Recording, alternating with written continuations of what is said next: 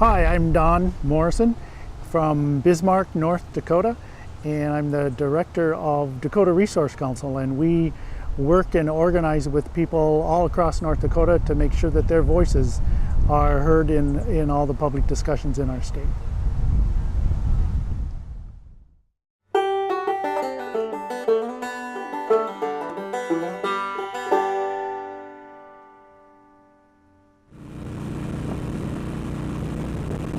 Certainly one of our biggest efforts is working with people who live in the Bakken region of North Dakota, which is in the west. Oil and gas development is like the Wild West all over again, turning pristine and productive land into an industrial zone.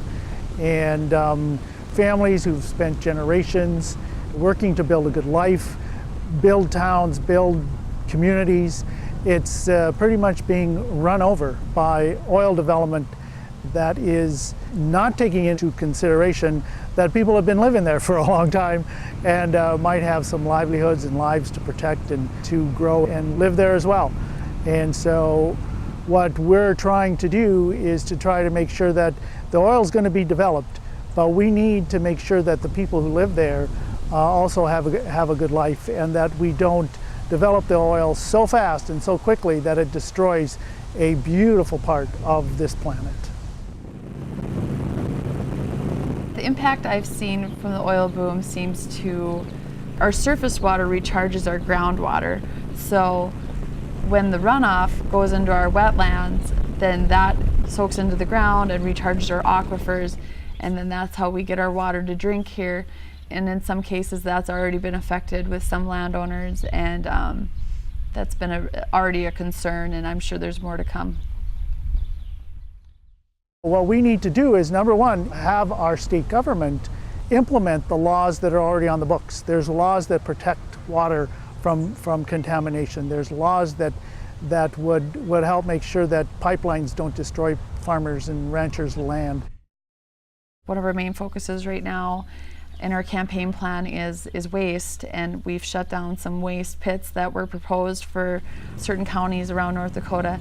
And it's been a real big success, and people are seeing that, and landowners and farmers and ranchers want to have that local control and keep it local instead of statewide, because nobody knows the landscape like local people that live on it. Farmers and ranchers are concerned that that kind of industrialization, what's that going to do to the food that they grow, the beef cattle that they grow. So what we do is we help people organize, talk to each other. That's, you know, in order to get something done as a community, you have to talk to each other. And so we make sure people are talking to each other, the information is there. People are you can use the internet. You can find out most of the information, and then show up to the county meetings, call county commissioners. And we just went against one of the largest coal companies in the area who wanted to turn a waste dump, their coal waste dump, into an oil waste dump, and we got the county to say, not a good idea. People don't want it. It was close to Lake Sakakawea, which drains into the Missouri River, and we were pretty excited that we were able to make sure that that didn't happen to the people who live there.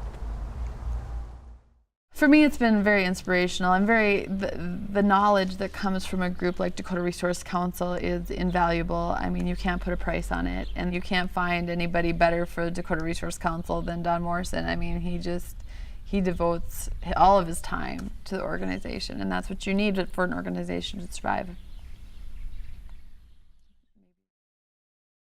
You know, it's really inspiring to work with young people today who see the value of making the world a better place in their own community and the state where we live.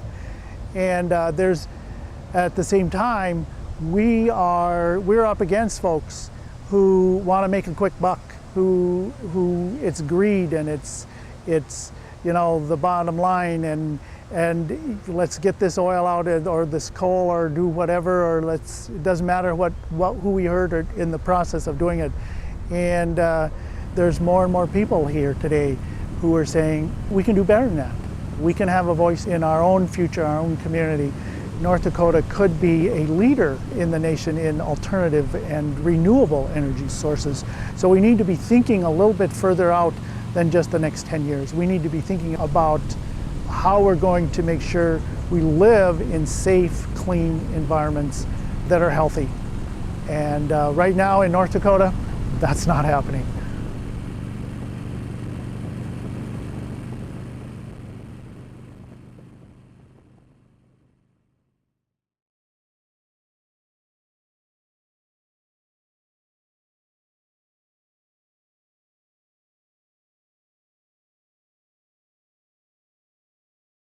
For me, I've had a lot of different experiences, whether growing up in Minot, North Dakota, or being a Peace Corps volunteer in Ethiopia, being down in Florida at the tail end of the civil rights movement, whether it's being in North Dakota during a real big oil boom and seeing people getting trampled over. What can make the world a better place is when we band together to say we are somebody, we matter, and we can determine our own future. And we do that, and people have done that for a long, long time on this planet. We have a better place to live.